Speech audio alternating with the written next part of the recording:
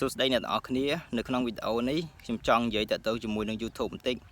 តាមពិតទៅ channel របស់ខ្ញុំនិយាយអំពីការប្រឡងក្របខ័ណ្ឌពេទ្យទេតែឥឡូវយើងដាក់ការប្រឡងក្របខ័ណ្ឌពេទ្យនឹងម្ដងសិនដោយសារតែខ្ញុំជោគជ័យជាមួយ YouTube ហើយឃើញបងប្អូនខ្មែរយើងមួយចំនួនគាត់បរាជ័យជាមួយ YouTube អញ្ចឹងខ្ញុំចង់លើកទឹកចិត្តគាត់បន្តិចតាមពិតយើងដឹងហើយថា YouTube វាមិនងាយទេក្នុងការធ្វើវាប៉ុន្តែផលប្រយោជន៍ដែលយើងបានពីវានោះគឺគង់តែបានទេអត់យើងអត់ធ្មត់បន្តិចសម្រាប់ channel ខ្ញុំដែលមានឈ្មោះថា Haisreyleak channel ហ្នឹង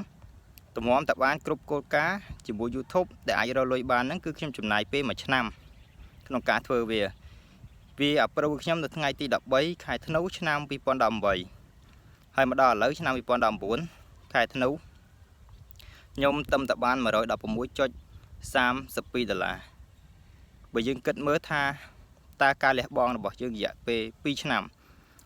រយៈពេល1ឆ្នាំយើងព្យាយាមធ្វើវាឲ្យគ្រប់គោលការណ៍ហើយរយៈពេល1ឆ្នាំទៀតយើងព្យាយាមធ្វើវានៅពេលដែលវាអាប្រូហើយយើងព្យាយាមផលិតវីដេអូដើម្បីរកលុយអញ្ចឹងសួរថានៅពេលដែលខ្ញុំរកលុយលើកដំបូងក្រោយពេលដែលវាអាប្រូហើយនេះអ្នកទាំងអស់គ្នាដឹងថាខ្ញុំរកបានប្រហែលអត់មួយថ្ងៃរកបានតែ1សេនគត់គិតទៅអស់សំណោចមួយថ្ងៃ1សេនថ្ងៃខ្លះបាន2សេនបាន2សេនមួយថ្ងៃលួចបាន1សេនមកវិញហើយថ្ងៃខ្លះវាឡើងដល់7សេនហើយថ្ងៃខ្លះលួចមក1សេនវិញក្រោយមកទៀតឡើងដល់15សេនលួចមក2សេន2សេនរហូតដល់ថ្ងៃខ្លះលួចបាន20សេនអាហ្នឹងដូចថា4-5ថ្ងៃវាលួចឡើង20សេនម្ដងអញ្ចឹងទៅវាចុះមក2សេនវិញហើយក្រោយមកទៀតវាចាប់ផ្ដើមឡើងរហូតមកដល់30សេនចុះមក12សេន13សេនហើយដល់ពេលបាន1ខែ2ខែក្រោយមកវាចាប់ផ្ដើមកើនរហូតដល់40សេន50សេនគ្រាន់ថា40 50ហ្នឹងវាឡើងចុះតែប៉ុណ្ណឹងរហូតមកដល់ឥឡូវនេះបានមួយថ្ងៃ$1ទេថ្ងៃខ្លះបានទៀតថ្ងៃខ្លះបានតែ80ជាងសេនទេហើយសួរថាមួយខែដំបូងក្រោយពេលដែលវាអាប្រូខ្ញុំបានប្រហែលសរុបទាំងអស់ក្នុងមួយខែបានតែ53សេនក្នុងរយៈពេលមួយខែយើងគិតមើលថាធ្វើ YouTube មួយខែរកបាន33សេនហ្នឹងចំខ្លួនរួចដែរវាមិនងាយទេប៉ុន្តែបើសិនជាអ្នកទាំងអស់គ្នាដែលបាក់ទឹកចិត្តស្ដាប់វីដេអូនេះស្ដាប់ឲ្យមែនតែនការតស៊ូរបស់ខ្ញុំការពីខ្ញុំធ្វើវីដេអូលើកដំបូងអត់មានអ្នកមើលទេផុសភ្លាម2ខែ3ខែមកវីដេអូមានអ្នកមើលតែ10 view ក្រោយមកទៀតបានវាចាប់ផ្ដើមដូចថាយើងធ្វើវីដេអូត្រូវចាប់ផ្ដើមឡើងបានមួយថ្ងៃយើងគិតសរុបមួយថ្ងៃបាន40 view មួយថ្ងៃបាន90 100ជាងវាឡើងរហូត300 400 500រហូតមកដល់ឥឡូវហ្នឹងមួយថ្ងៃបានតែ1000ទេ2ថ្ងៃ48ម៉ោងហ្នឹងគឺវាបានតែ2000ជាងឯង2300 view ហើយបើយើងគិតជាលុយបានតែ80សេនជាងទៅ$1ក្នុងមួយថ្ងៃហើយឥឡូវខ្ញុំកំពុងតែបង្កើតនៅ channel ថ្មីមួយទៀតដែលមានឈ្មោះថា channel សុខភាពទូទៅនៅក្នុង channel របស់ខ្ញុំនោះខ្ញុំបានធ្វើវីដេអូជាច្រើនទាក់ទងជាមួយនឹងចំណេះដឹងពេទ្យដើម្បីចែករំលែកដល់បងប្អូនជាពលរដ្ឋខ្មែរយើងនឹងឲ្យគាត់មានការយល់ដឹងទាក់ទងជាមួយនឹងបញ្ហាសុខភាពហើយទាក់ទងជាមួយនឹងការធ្វើ YouTube ហ្នឹងខ្ញុំដឹងថាបច្ចុប្បន្នហ្នឹងបងប្អូនខ្មែរយើងច្រើនណាស់ដែលនាំគ្នាសម្រុករកលុយតាម YouTube ប៉ុន្តែអ្នកនរគ្នាកុំបោះបង់ណាវីដេអូដែលយើងត្រូវធ្វើយើងមិនចេះតែធ្វើទេអ្នកខ្លះគាត់ចង់ធ្វើ YouTube ប៉ុន្តែគាត់អត់ដឹងថាត្រូវផលិតវីដេអូមិនទេអ្នកខ្លះយកវីដេអូរបស់គេមកកាត់តហើយផុសចូលក្នុង channel របស់ខ្លួនឯងវាចេះតែបានប៉ុន្តែពេលបាន1000 subscriber ឬក៏បានរាប់ពាន់រាប់ម៉ឺន subscribe ហើយនឹងចំនួនម៉ោងគ្រប់ YouTube អត់ approve ឲ្យហើយបើសិនជាវា approve ឲ្យថ្ងៃមួយថ្ងៃក្រោយខូច channel បាត់អញ្ចឹងសួរឲ្យយើងព្យាយាមដើម្បីអ្វីពេលខ្លះអា copy របស់គេនឹងមានអ្នកមើលគ្រាន់ណាអា copy ហើយអត់មានអ្នកមើលចំណាយពេលរាប់ខែរាប់ឆ្នាំទៀតនេះហើយដល់ពេលបើកឲ្យរកលុយខូច channel ស្ដាយមែនតើហ្មងឥឡូវខ្ញុំចង់បញ្ជាក់ប្រាប់អ្នកនរគ្នាថាធ្វើត្បិតតែគោលការណ៍របស់ YouTube តម្រូវយើងរក1000 subscriber 4000ម៉ោងក៏ពិតមែនប៉ុន្តែយើងត្រូវគិតថាវីដេអូណាដែលយើងត្រូវធ្វើឥឡូវខ្ញុំសួរថាបងប្អូនជាពលរដ្ឋយើងដែលចង់រកលុយតាម YouTube តើអ្នកណាដែលអាចរកលុយបានតាម YouTube តាមពិតបើយើងចង់ធ្វើវីដេអូរកលុយតាម YouTube យើងត្រូវសួរខ្លួនឯងសិន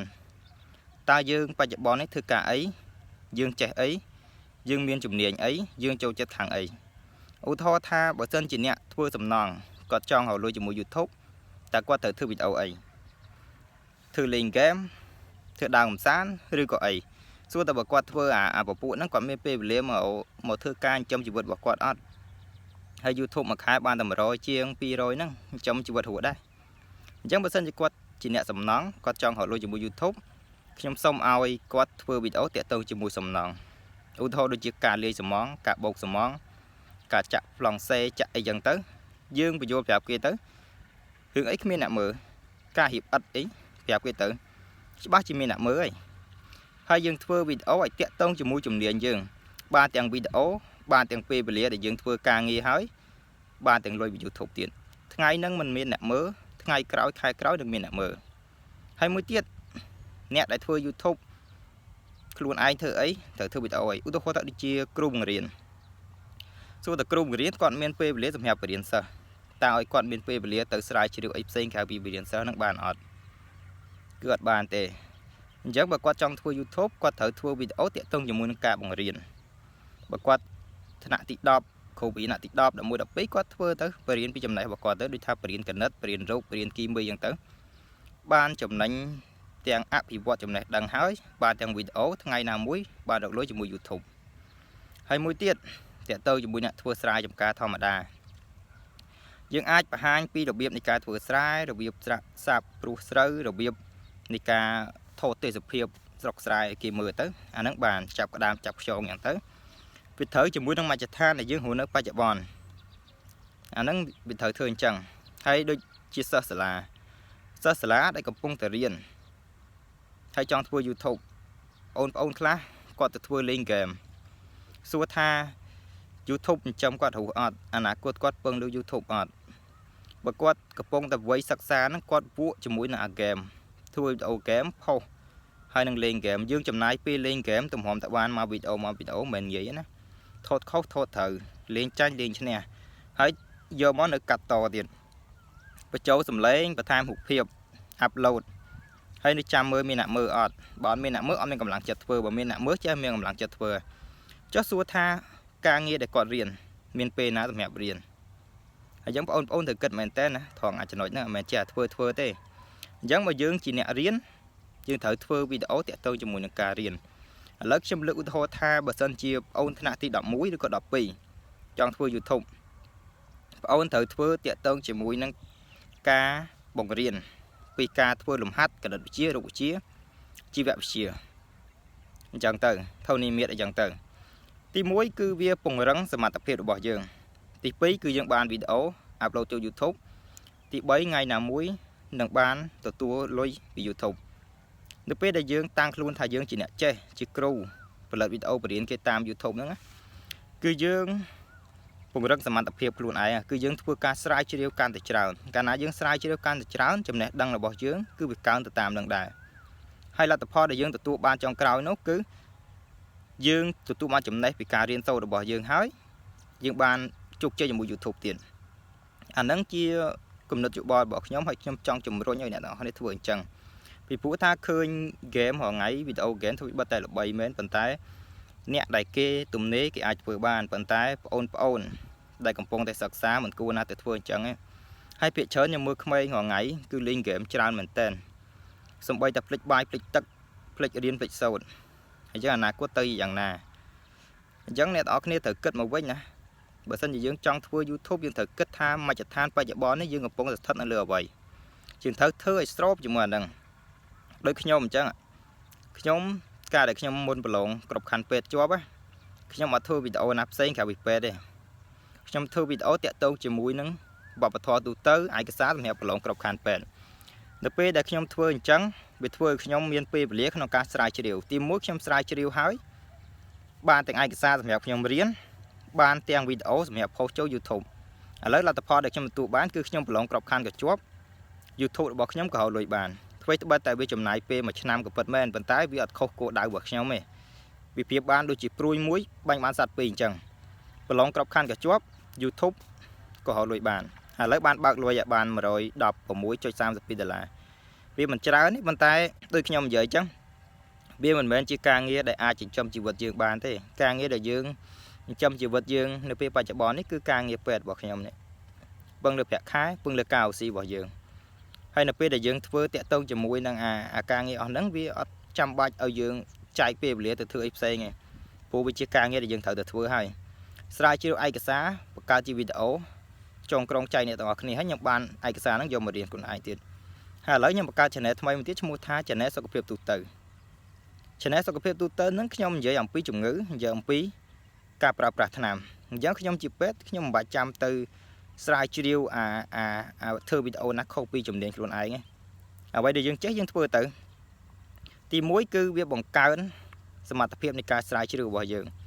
គឺធ្វើឲ្យយើងកាន់តែចេះ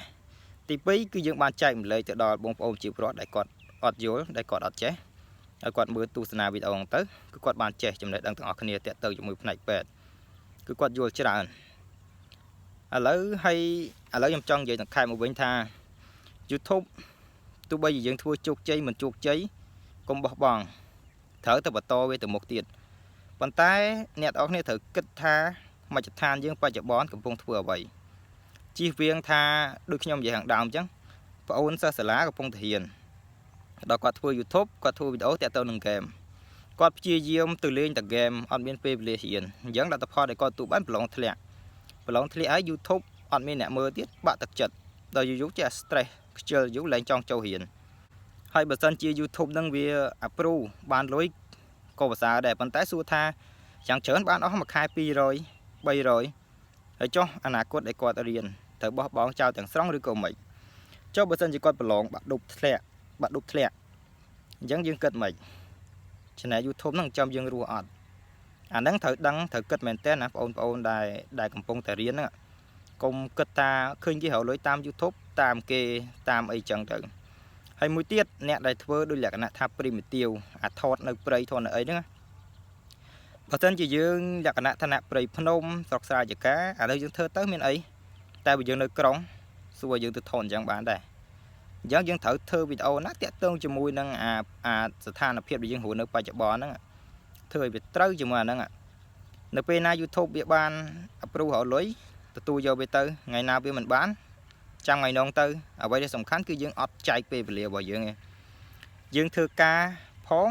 យើងយកអាការងារដែលយើងធ្វើបច្ចុប្បន្នហ្នឹងផលិតចេញជាវីដេអូអាហ្នឹងទើបវាត្រឹមត្រូវហើយមិនឲ្យយើងបាក់ទឹកចិត្តទៀតសម្រាប់ខ្ញុំបើសិនជាខ្ញុំគិតថាចំណាយពេល2ឆ្នាំធ្វើ YouTube ហ្នឹងខ្ញុំគិតថាអត់មានត្រូវបាក់ទឹកចិត្តទេរាល់ថ្ងៃចំនួន Subscribe ឈិត 8K ហើយប៉ុន្តែនៅពេលដែលយើងផុសអ្នកមើលអត់ដល់100ទេដោយសារអីដោយសារតែខ្ញុំធ្វើតាក់ទងប្រឡងក្របខ័ណ្ឌពេទ្យអញ្ចឹងតើតែខែ5 6ខែ7បើមានអ្នកមើលវីដេអូប្រឡងក្របខ័ណ្ឌពេទ្យខ្ញុំអ្នកនរគ្នាចូលទៅមើលសិតតែរាប់ K រាប់ពាន់ហើយតាក់ទងជាមួយនឹងពេទ្យពិនិត្យទឹកនោមនោះវីដេអូដែលខ្ញុំធ្វើរបៀបពិនិត្យទឹកនោមនោះមានអ្នកមើលរហូតដល់ 130K បានតែ130000 view ហើយក្នុងវីដេអូហ្នឹងមួយរកបានលុយជិត$30ក្នុងមួយវីដេអូហ្នឹងចូលបើសិនខ្ញុំធ្វើឲ្យបាន10 20ឬក៏100វីដេអូទៅកូនទៅតែឃើញលុយប្រហែលអាហ្នឹងតាក់ទងជាមួយនឹងវីដេអូដែលយើងច្នៃចេញពីការងាររបស់យើងនឹងផលិតចេញពីវីដេអូអាហ្នឹងអ្នកនរគ្នាត្រូវគិតត្រង់ហ្នឹងណាអញ្ចឹងបើអ្នកនរគ្នាបាក់ទឹកចិត្តអ្នកនរគ្នាត្រូវគិតមកវិញប្រហែលជាយើងធ្វើវីដេអូខុសជាមួយជំនាញរបស់យើងហើយដោយសារតែយើងចំណាយពេលវេលាជាមួយវាច្រើននៅពេលដែលវាអត់ជោគជ័យធ្វើឲ្យយើងនឹងបាក់ទឹកចិត្តប៉ុន្តែបើសិនជាយើងចំណាយពេលវេលាជាមួយវាហើយវាត្រូវជាមួយនឹងការងារដែលយើងធ្វើបច្ចុប្បន្នវាចំណេញជាមួយការងាររបស់យើងចំណេញជាមួយ YouTube ទោះបីចំណាយពេល 3-4 ឆ្នាំក៏អត់បាក់ទឹកចិត្តដែរគិតចឹងអត់ឥឡូវឧទាហរណ៍ថាអ្នកធ្វើជាងម៉ូតូគាត់ចង់ធ្វើ YouTube អញ្ចឹងមួយថ្ងៃគាត់ជួសតែម៉ូតូឯងគាត់មិនបាច់ចាំតែស្រាវជ្រាវអង្គុយថតឯណាទេគាត់ថតតែសកម្មភាពគាត់ធ្វើម៉ូតូហ្នឹងមូខ្ចៅមូខ្ចងហ្នឹងហើយគាត់ថតហើយដល់ពេលគាត់តនេយប់ឡើងគាត់កាត់ទៅផុសចេញជាវីដេអូឃើញចំណេញទេអាហ្នឹងវាអញ្ចឹងហើយដល់ពេលថ្ងៃណាវាជោគជ័យថ្ងៃហ្នឹងទៅថ្ងៃណាវាមិនជោគជ័យក៏មិនបញ្ហាដែរចុះបើសិនជាគាត់ធ្វើម៉ូតូស្រាប់តែឲ្យគាត់ទៅធ្វើឯណាលក្ខណៈបរិញ្ញាអីផ្សេងអញ្ចឹងបានគាត់ត្រូវចាយពេលវេលាណាត្រូវធ្វើវីដេអូផុសក្នុង YouTube ពេលវេលាណាត្រូវគាត់ត្រូវស៊ីយូរទៅស្ថានភាពនៃការរស់នៅរបស់គាត់ជីវភាពរបស់គាត់កាន់តែធ្លាក់ចុះទៅអតិថិជនរបស់គាត់ទៅកាន់តែបាត់ដែរដោយសារតែគាត់យកពេលវេលារកស៊ីហ្នឹងទៅគិតគូរជាមួយ YouTube ច្រើនពេក YouTube មិនស្រួលទេណាក្នុងមួយវីដេអូមួយដើម្បីថតឲ្យបានល្អទីមួយយើងត្រូវចំណាយពេលវេលាថត ទាំងការលើកដាក់សម្លេងទាំងការគិតថាត្រូវធ្វើអីស្អែកខាងស្អែកត្រូវធ្វើអីពេលបានហើយយើងត្រូវកាត់ទៅយើងត្រូវឆ្នៃមិនអីមិនចំណាយពេលកាត់តហើយផលិតចេញជាវីដេអូហើយអាប់ឡូតចូលកាត់ត thumbnail ត្រូវធ្វើមិនឲ្យស្អាតមិនចេះតែធ្វើឯងពេលខ្លះវីដេអូល្អដល់ពេលយើងធ្វើ thumbnail មិនស្អាតក៏អត់តាក់ទាញដែរអ្នកខ្លះវីដេអូអត់ល្អប៉ុន្តែធ្វើ thumbnail ស្អាតអ្នកមើលច្រើនអញ្ចឹងវាត្រូវការពេលវេលាច្រើនអញ្ចឹងបើសិនជាគាត់ប្រើពេលវេលាជាមួយ YouTube ច្រើនចុះពេលវេលាដែលគាត់រកស៊ីទៅណាច្បាស់ជាយ៉ាប់បើបែកបាក់ប្រពន្ធកូនទៀតអាហ្នឹងអ្នកនរគ្នាទៅគិតមែនតើហើយមួយទៀតអ្នកដែលធ្វើ YouTube ថ្មីតាក់ទងជាមួយនឹងអាសាប់ហ្វសាប់ធ្វើត្បិតតែវាឲ្យយើងបានគ្រប់ 1000 subscriber មែនប៉ុន្តែចំនួន view ចំនួននៃការរកលុយគឺអត់វាអត់កើនទៅតាម subscribe ទេដូច channel ខ្ញុំបច្ចុប្បន្នទំហំតែខ្ញុំបាន1000 subscribe ហ្នឹងតាមបទពិសោធន៍របស់ខ្ញុំក៏ធ្លាប់លេងសាប់ WhatsApp ដែរនៅពេលដែល subscribe យើងឡើងដល់ 7k 8k នេះរាល់ថ្ងៃដល់ពេលយើង upload វីដេអូទៅអត់មានអ្នកមើលបានតែ100 200អស់ចុះសួរថា8 7000អ្នកទៅណាហើយចំនួនលុយដែលយើងរកបានមិនបានដោយសារ subscribe ទេណាបានដោយសារ view កាលណា view មើលវីដេអូយើងច្រើននៅពេលដែលយើង approve វាបើក monetize ឲ្យលុយវាកើនទៅនឹងចំនួន subscribe ដំបូងពិបាករកប៉ិតមែនខ្ញុំទទួលស្គាល់ឥឡូវ channel សុខភាពទូទៅរបស់ខ្ញុំហ្នឹងចាប់ផ្ដើមឈិតគ្រប់គោលការណ៍មួយទៀតហើយអា channel ដែលខ្ញុំកំពុងតែ post វីដេអូនិយាយបង្ហាញអ្នកនរគ្នាហ្នឹង Haisreyleak channel ហ្នឹងនៅពេលដែលវាវីដេអូយើងមានច្រើនមានអ្នកមើលច្រើនណា subscribe មួយថ្ងៃកើនអាច30 40 50ក្នុងមួយថ្ងៃវាមិនច្រើននេះគេប៉ុន្តែវាកើនរាល់ថ្ងៃវាអញ្ចឹងបើយើងលេង sub WhatsApp វាបានតែ subscribe ឯងប៉ុន្តែចំនួន view គឺអត់បានទេព្រោះអ្នកដែលលេង sub WhatsApp ចុច subscribe យើងហើយគាត់មិនមើលវីដេអូយើងទេហើយតាមបទពិសោធន៍របស់ខ្ញុំការរកលុយតាម YouTube ហ្នឹងនៅពេលដែលយើងធ្វើយើងបារម្ភខ្លាចអត់គ្រប់ 4000 មកខ្លាចអត់គ្រប់ 1000 subscriber ប៉ុន្តែនៅពេលដែលយើងរកគ្រប់សួរថាពីនោះអាណាបានមុនភាគច្រើនគឺបាន subscribe មុនចំនួនម៉ោងគឺក្រោយដោយសារតែយើងលេង sub WhatsApp អ្នកដែលចុច subscribe យើងអត់មើលវីដេអូយើងទេអញ្ចឹងចំនួនម៉ោងក៏វាអត់កើនដែរអញ្ចឹងអ្នកនរគ្នាព្យាយាមធ្វើម៉េចឲ្យមានអ្នកទស្សនាវីដេអូយើងតាមធម្មតាបើគាត់ពេញចិត្តគាត់ចុចទៅបើគាត់មិនពេញចិត្ត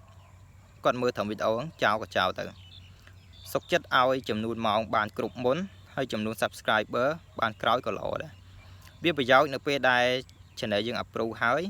ទោះបីជា subscribe អត់សូវឡើងតែឲ្យតែ view កើនមួយថ្ងៃមានអ្នកមើល 2-30000 អ្នកលុយរបស់អ្នកនរគ្នាចាំតែកើបលុយ YouTube ទៅអាហ្នឹងវាអញ្ចឹងនៅក្នុងវីដេអូនេះខ្ញុំសង្ឃឹមថាការនិយាយរាប់រៀបប្រាប់ពីបទពិសោធន៍និងការតស៊ូរបស់ខ្ញុំជាមួយ YouTube ហ្នឹងសង្ឃឹមថាអ្នកនរគ្នានឹងព្យាយាមចាប់ផ្ដើមជាមួយ YouTube សារជាថ្មីហើយធ្វើការផ្លាស់ប្ដូរនៅការបង្កើតវីដេអូខុសពីគោលបំណងខុសពីស្ថានភាពដែលខ្លួនឯងធ្វើបច្ចុប្បន្នជៀសវាងការចំណាយពេលវេលាច្រើនកុំឃើញគេធ្វើអានេះបានច្រើនហក់លោតតាមគេធ្វើអានោះបានច្រើនហក់លោតតាមគេធ្វើអញ្ចឹងខុសហើយមួយទៀតកុំ copy វីដេអូគេយកមក post អីវាអត់ប្រយោជន៍ទេម្ចាស់គេដឹងគេ report ក្រុមហ៊ុន YouTube លើច្បាប់តឹងរឹងណាធ្វើឲ្យគេលុបវីដេអូលុប channel យើងចោលគេ disable ចោលវាអត់ប្រយោជន៍ទេណាអញ្ចឹងក្នុងវីដេអូនេះគឺមានតែប៉ុណ្ណឹងសង្ឃឹមថាអ្នកនរគ្នានឹងយល់ជាពិសេសបងប្អូនណាកំពុងតែរៀនកុំធ្វើវីដេអូ game ធ្វើអីផ្សេងទៅបើថាមើលគេលេង game ហ្នឹងមើលទៅអត់ខ្វត់ទេប៉ុន្តែត្រូវប្រឹងរៀនផងដើម្បីឲ្យសង្គមយើងនឹងសម្បូរធនធានមនុស្សបន្តិចណាអញ្ចឹងខ្ញុំសូមអរគុណសម្រាប់ការតាមដានទស្សនាវីដេអូនេះតាំងពីដើមរហូតដល់ចប់ជាចុងក្រោយបើសិនជាមានកំហុសខុសឆ្គងអ្វីឬក៏មានការលើសលុបត្រង់ណានោះគឺសូមខន្តីអភ័យទោសសម្រាប់ការនិយាយនេះផងព្រោះថាការបញ្ចេញមតិនេះគឺយោងតាមបទពិសោធន៍និងការមើលឃើញជាក់ស្ដែងអញ្ចឹងខ្ញុំសូមអរគុណសូមជម្រាបលា